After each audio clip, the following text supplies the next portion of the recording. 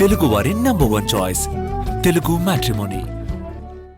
పల్నాడు జిల్లా చిలకలూరిపేట పేకాటకు అడ్డాగా మారింది. సిఆర్ క్లబ్లో జోరుగా పేకాట జరుగుతోంది. క్లబ్లో పేకాట ఆడడానికి ఉమ్మడి గుంటూరు జిల్లాతో పాటు చుట్టుపక్కల జిల్లాలు, తెలంగాణలోని కొన్ని ప్రాంతాల నుంచి భారీగా వస్తున్నారు.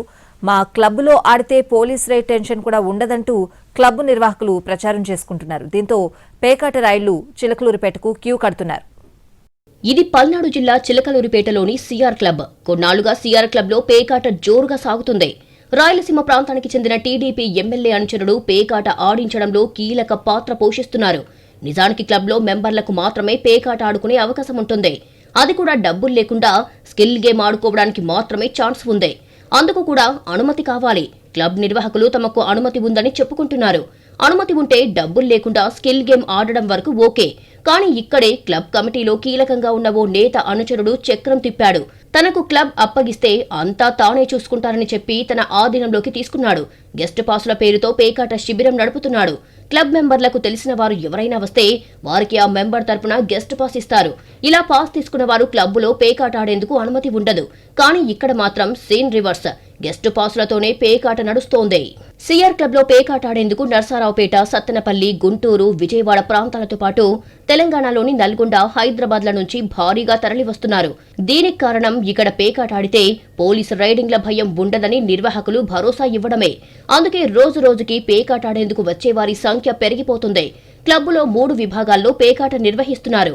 5,000, 10,000, 20,000, 50,000 విభాగాల్లో టేబుల్స్ ఉంటాయి. ఈ టేబుల్స్ అన్నీ ఎప్పుడూ కళకళలాడుతూనే ఉంటాయి. ఉదయం 10 గంటల నుంచి రాత్రి 10 గంటల వరకు పేకాట కంటిన్యూగా కొనసాగుతుంది. దీనికి తోడు మద్యం కూడా సప్లై చేస్తున్నారు. పేకాట ఆడే వాళ్లకు కోరుకున్న బ్రాండ్లను అందించడమే ఇక్కడ స్పెషల్. సిఆర్ క్లబ్ లో కాయిన్స్ కనిపించవు. పేకాట ఆడే వాళ్లకు సంబంధించిన పందెం డబ్బుల వివరాలు పేపర్ పై టేబుల్ పక్కనే ఉండే వ్యక్తి నోట్ చేసుకుంటాడు. ఇలా రోజుకు దాదాపు ₹1 కోటి పైగా చేతులు మారుతుంటాయని ప్రచారం జరుగుతోంది. నిర్వాహకులకు రోజుకు 8 నుంచి 10 లక్షల వరకు లాభం వస్తుందని సమాచారం. లోకల్ పోలీసులతో పాటు డివిజన్ స్థాయి అధికారులకు కూడా నెలవారీ వసూళ్లు అందుతాయన్న ప్రచారం కూడా ఉంది. అందుకే ఇంత జరుగుతున్నా పోలీసులు మాత్రం కన్నెత్తి కూడా చూడరు. ఇల్లీగల్ గా పేకాట క్లబ్ నడుస్తున్నా అటు పొలిటీషియన్లు, ఇటు పోలీసులు దీనిపై మాట్లాడడం లేదనే ప్రచారం కూడా ఉంది. రోజు రోజుకు పేకాట రాయుళ్ల తాకిడి ఎక్కువైపోయింది. దీంతో క్లబ్బు సరిపోవడం లేదు. పక్కనే ఉన్న స్థలాన్ని కూడా లీజుకు తీసుకున్నారు. అక్కడ వచ్చిన వారి కార్లను పార్కింగ్ చేస్తున్నారు. క్లబ్ చుట్టుపక్కల ప్రైవేట్ సెక్యూరిటీ ఏర్పాటు చేశారు. ఎవరైనా కొత్త వ్యక్తులు కనిపిస్తే ఎందుకు వచ్చారు అని సెక్యూరిటీ ప్రశ్నిస్తుంది. అనుమానం వస్తే దాడి చేసేందుకు కూడా వెనకాడరని టాక్ ఉంది. అందుకే సిఆర్ క్లబ్ చుట్టుపక్కలకు ఎవరూ వెళ్లడం లేదట. ఇతర ప్రాంతాల నుంచి పేకాట ఆడేందుకు వచ్చిన వారు ఉండేందుకు చిలకలూరిపేట, నర్సారావుపేటలలో లాడ్జీలు, గెస్ట్ హౌస్లు బుక్ చేస్తున్నారు.